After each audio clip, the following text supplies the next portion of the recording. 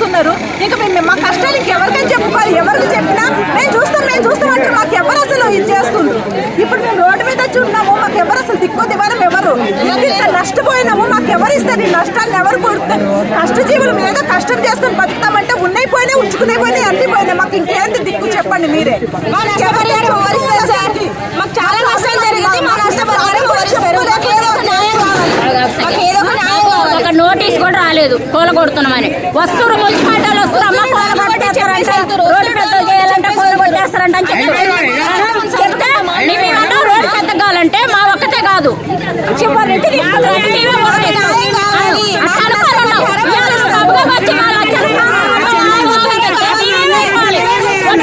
వ్యాపారాలు చేసుకుంటాం.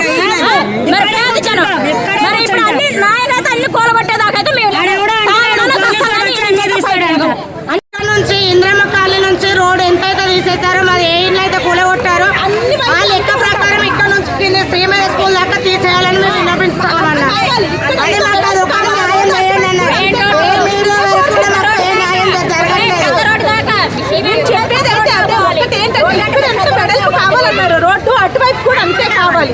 ఇంకొకటి ఇక్కడ కూడా ఒకరికొకలాగా చూడొద్దు, అందరూ ఒక్కటే. మేము అలాగే వాళ్ళ మనసులో మేము మనసులో మేము కూడా అన్నది ఉన్నాను. మాకు కూడా అర్థమవుతుంది ప్రాబ్లం. కాబట్టి అటువైపు ఎలాగో ఇటువైపు అలాగే ఉండాలి. ఇటు ఎంత వెడల్పు తీసుకుని అటువైపు కూడా అంతే వెడల్పు తీయాలి. ఇటువైపు తీసేసి అటువైపు ఉంచుతామంటే మాత్రం మేము ఒప్పుకోము. మేము పేదవాళ్ళం కదా, మా పేదవాళ్ళు కూడా మేము కూడా మాకు కష్టాలు బాధలు ఉంటాయి. మరి పేదవాళ్ళు ముందుకెళ్ళలేదు,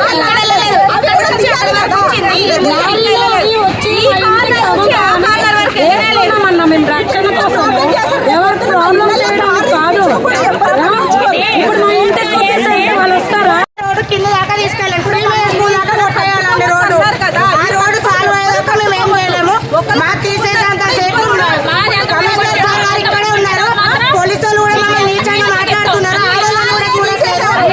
ముందుకెళ్ళలేదు, వెనకెళ్ళలేదు కూడా తీసేసారు.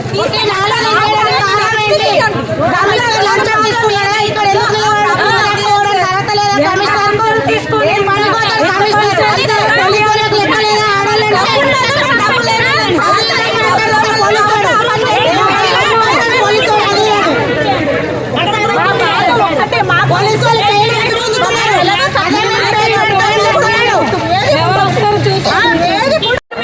మీకు సంబంధం లేదు, గవర్నమెంట్ ఉందంటే మీరు పోవద్దని వచ్చిందంట. వచ్చినప్పుడు మీరు ఎందుకు వస్తారు మా రోడ్లోకి?